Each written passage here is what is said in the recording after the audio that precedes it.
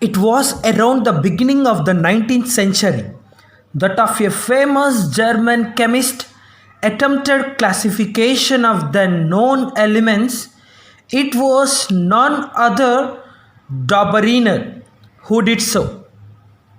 He classified the elements known at that time in a particular manner. He placed them into a groups having three elements each.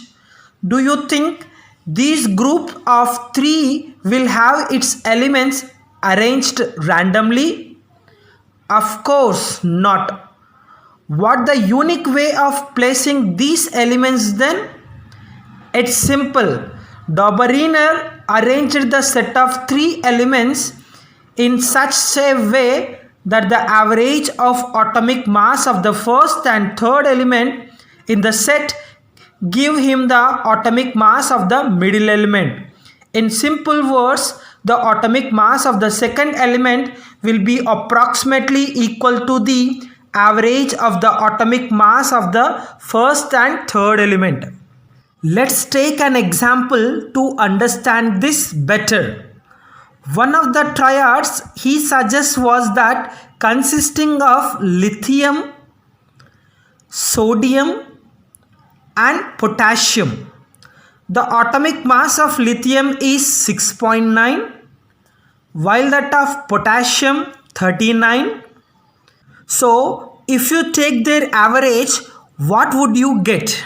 Yes, you get 23, and 23 is the atomic mass of sodium, and this is exactly what Dobereiner had in mind when he framed the triads.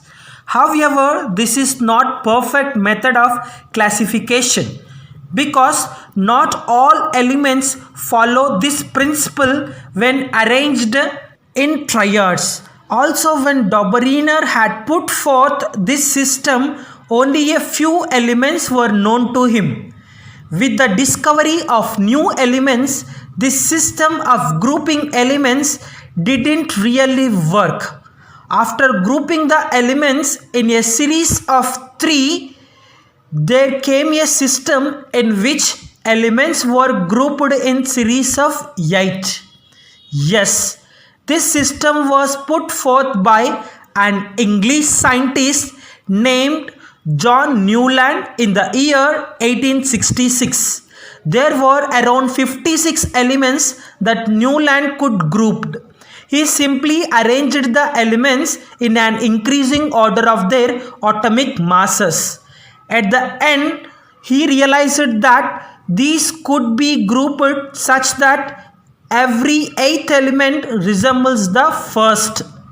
Amazingly, the arrangement or system and analogy is might. Well, can you guess what analogy popped in Newland mind? Let me help you with that.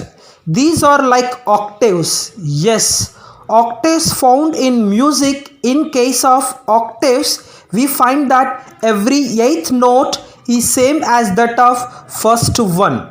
He found that every eighth element in the series resembles the first in various ways. This is how Newland arranged the elements in a table. For instance, as we can see here, we consider lithium the eighth element. After it would be sodium. You would be amazed to know that they both share similar properties. Next immediate example would be that beryllium and magnesium. Even these are at positions such that magnesium is 8 places away from beryllium. And yes, they both do resembles each other. With this analogy, Newland named the grouping system of elements as law of octaves. And even Newland law of octaves, although arrangement pattern was quite good, but it was valid only until calcium and not applicable for elements after that. After calcium, every eighth element did not have properties similar to that of first. By that time, there were only 56 elements known. Newland assumed that more elements will not be discovered in the future. Many elements were of course discovered later, but did not have properties that could be fit in the system any possible way. Another notable drawback in the system was that cobalt and nickel were placed in the same position, and this position was in the group of halogens like fluorine, chlorine and bromine. But these halogens have completely different properties as compared to cobalt and nickel. But all these limitations, Newland octaves also had to be ruled out.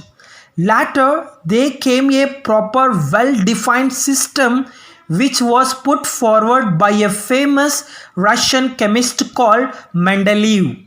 He not only gave a systematic approach to classify elements, but even laid the foundations of modern periodic classification that is widely used today.